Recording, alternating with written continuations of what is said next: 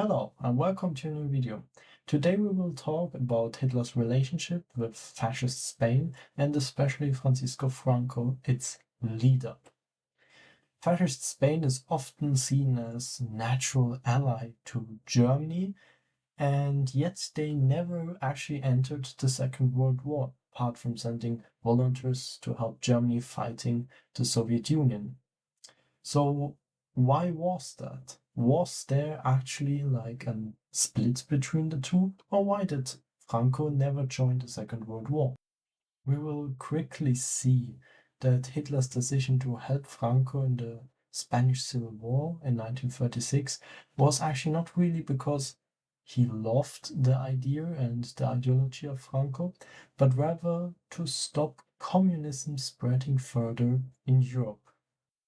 Here I quote Hitler.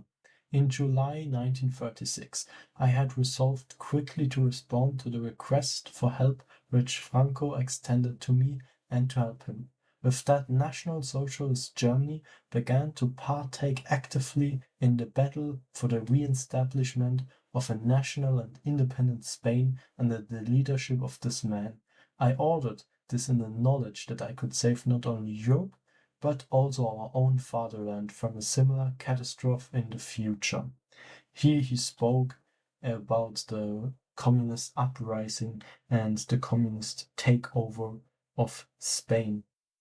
So Hitler helped in the first place Franco to actually create a bulwark against Bolshevism in Europe under Franco's Spain, because the Phalangists were also against the communists and obviously fought against them in the Civil War. That's why he actually sent troops and helped actually getting Franco's army from Northern Africa to Spain. Openly, Hitler called Franco a heroic man, but privately he was not entirely sure about him in the first place. However, when his Legion Condor came home from Spain 1939, he basically said that their battle, like the Civil War in Spain, was a battle for Germany because it secured Spain being an ally in the future war, for example, with Britain. And Spain is right next to Gibraltar, and this was very essential to take over for Germany in order to block the British from entering the Mediterranean Sea. However, Hitler did not expect Franco to fight at the very beginning of the war on their side, because he understood that the Civil War basically destroyed Spain and made it very weak. That's why he said, shortly before the start of the Second World War, the third personal factor in our favor is Franco. We can ask only for benevolent neutrality from Spain. He guarantees stability in the present system in Spain. We must accept the fact that Spain does not as yet have a fascist party with our internal unity. However, Hitler grew fast very critical about Franco and his party because he saw no revolutionary idea behind the party. He saw it more as a reactionary force, which Hitler did not like, since he himself saw himself as a revolutionary and also Mussolini. But Spain and Franco was more reactionary, with giving power to the church, giving power to all the elites, giving power to the king. And Hitler did not like that at all, because he saw this as a real weakness in the Spanish state. Goebbels himself marked in December 1940 in his diaries what Hitler thought about Franco and Spain. I quote, "On Spain and on Franco, the Führer has no good opinion, much bluster, but few words, no substance, at the same time completely unprepared for war, the grandezza of a world empire. But that no longer exists. Quite different, on the other hand, is France. While Franco was very uncertain, Pétain was sure of himself and composed, with a realistic view of facts, no attempt to gloss things over." Indeed, after Franco won the Civil War in 1939, Hitler took stock of Spain's new regime with a critical eye. Propaganda Minister Joseph Goebbels recorded that by late 1940, Hitler was underwhelmed by Franco's Spain. Hitler's relief at a pro-Axis strongman in Madrid was thus tempered by disappointment in Spain's readiness and revolutionary zeal. Unlike in Italy or Germany, no thought-through fascist national revolution had purged the old elites. Same critic he had though against Mussolini, or mobilized the populace. Franco's victory owed as much to traditional conservative forces, monarchists, landowners, and the church, as the Falangist militas. For Hitler, who exhaled total ideological transformation, this made Franco a tenuous and somewhat backward ally. As historian G. Payne observes, Hitler's support for Franco was never rooted in deep ideological fraternity. It was a Mittel zum Zweck, a means to an end, aimed at keeping Spain out of communist camp and securing Nazi Germany's flank in Europe. Early in the Spanish Civil War, Hitler showed a degree of curiosity about Spanish Falange and its national syndicalists platform, which promised a third way between bourgeois capitalism and Bolshevism. The Phalange's rhetoric of a corporatist mobilized state reasoned somewhat with Nazi aims to transcend class conflict through a Volksgemeinschaft. Hitler allowed limited Nazi party outreach to Falangist emissaries in the late 1930s, and Nazi press commentary favorably contrasted Falangist anti-Marxism with the Red Terror of Republican Spain. They had similar enemies. For a moment it appeared to some in Berlin that Spain might generate a dynamic fascist movement in the Italian or German mold, potentially adding ideological weight to the Axis camp and thus expanding the Axis alliance. However, the more Hitler saw what Franco did in Spain and what kind of policies he did and how slowly Spain was recovering from the Civil War, the more Hitler was wary of him and knew that he would never be a full ally to the Axis in Europe or make a big difference.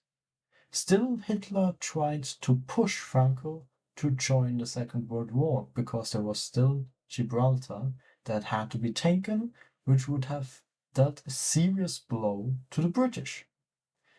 However, Franco said no. Basically, he wanted huge payments in exchange for entering the war. Payments Germany was just not able to make and was not willing to make for having such a weak Spain in the Axis. By 1942, Hitler was completely disappointed with Spain. He saw only half-hearted changes with the transformative revolution in Nazi Germany and Fascist Italy. It was no contrast. Spain, he warned, might yet face an utter eruption of civil strife precisely because Franco failed to uproot the entrenched powers of the clergy and the aristocracy. On the 7th of June 1942, Hitler said, "If one once allows the Church to exercise the slightest influence of the governing of the people and the upbringing of the younger generation, it will strive to become omnipotent. And one makes a great mistake if one thinks that one can make a collaborator of the Church by accepting a compromise. The whole international outlook and political interest of the Catholic Church in Spain render inevitable conflict between the Church and Franco's regime, and the new revolution thus comes within the bounds of possibility. Spain may well have to pay with her blood in the not-too-distant future for her failure to carry through a truly national revolution, as done in Germany and Italy." So, which were the key differences between Hitler's ideology and Franco's? Well, first of all, we have the already bespoken church. Hitler first befriended the church because he knew when he was against the church already, when people had to vote for him, he would never get voted into office because the church is so important in Germany.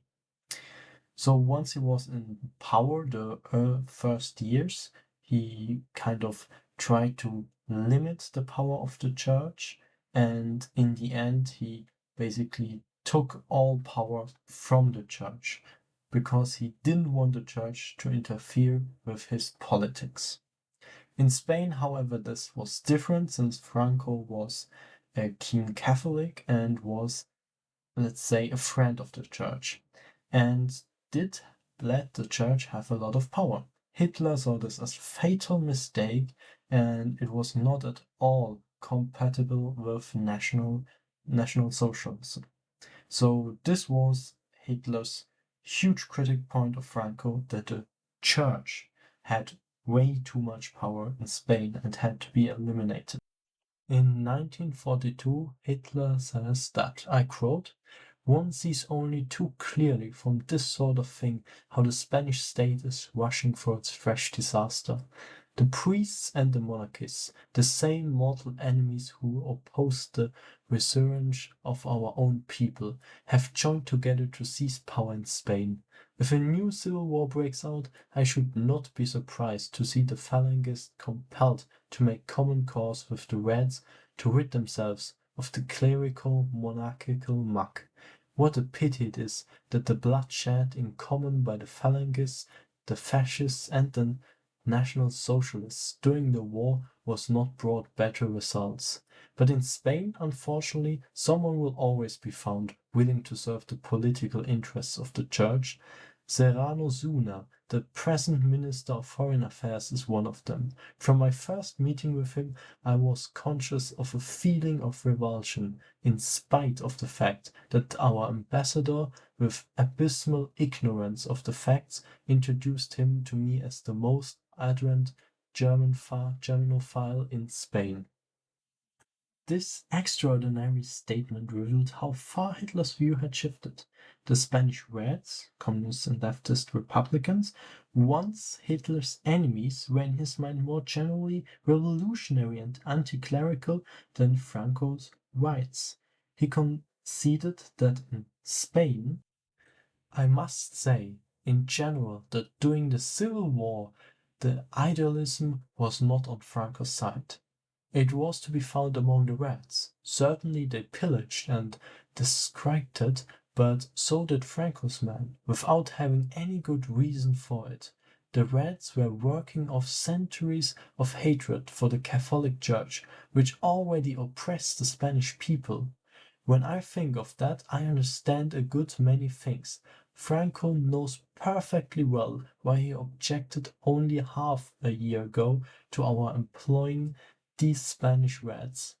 But one of these days, ere with his finger, Hitler stabbed them. On one of these days, we'll be able to make use of them. When we call it quits with Franco, then we'll let them go home. And you'll see what happens then. The whole thing will start all over again. But with us on the opposite side, I don't give a damn about that. Let him find out what I can be like. Hitler had never been able to bear opposition, and he could not forgive the Spanish dictator for having refused to go along with his plans, in particular for the occupation of Gibraltar. Personal rancor of this sort invariably counted for much more with Hitler than ideological agreement. That same day he issued orders to treat the Spanish Reds well. The Spanish Reds in this case were the Reds they had captured and actually were in Germany imprisoned for that time. So Hitler was very critical of the church in Spain, the aristocrats in Spain, and the bourgeois in Spain. He saw it as a great shame that these groups had power in Spain because they really shouldn't, out of his perspective, because Franco could never rule alone and with full authority if these groups were still in Spain, and this was a problem. Hitler also blamed Franco for doing only half-hearted things. Half-hearted revolution, never creating a true Volksgemeinschaft. So we see there's a great difference in these two ideologies. Hitler did not really like Franco, and Franco did not really like Hitler. They had problems with each other. And the last bit was that Spain didn't want to join the war. Hitler was very furious about that, especially because he calculated with occupying Gibraltar through Spanish help and through Spanish territory. However, without Spain, this was not possible. So this was a huge problem for Hitler's war plan, because getting Gibraltar from the British would have probably changed the war in North Africa greatly. This could have been a real difference to the war in North Africa, and thus maybe blocked an invasion of Sicily in the first place, which took place in 1933. To end this first episode of the two, I want to give you some quotes how Hitler described Franco in private. First, we have a little bourgeois Catholic whom life made a general. Then we have a fat little sergeant who couldn't at all grasp my far-reaching plans. Hitler saw in Franco none of the charismatic ideological fire he admired in Mussolini and in himself. Instead, Franco embodied, to Hitler's disappointment, the parochial values of conservative officer corps: religion, order, and property, devoid of revolutionary Weltanschauung, which can be translated as world view.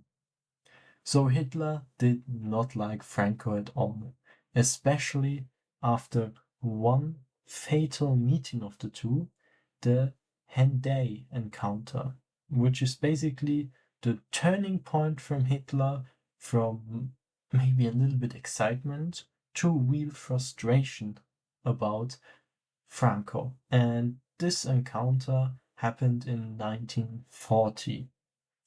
From there on, we saw that Hitler was very, very, very, very much in hate of Franco. And in the next episode, we will see why this is the case and why this encounter was really bad. I hope you liked the video. Thank you for watching. If you have any questions, advices, you can write them always in the comments. I'm very welcome that you are watching this video. Thank you very much and have a great week, and bye for now.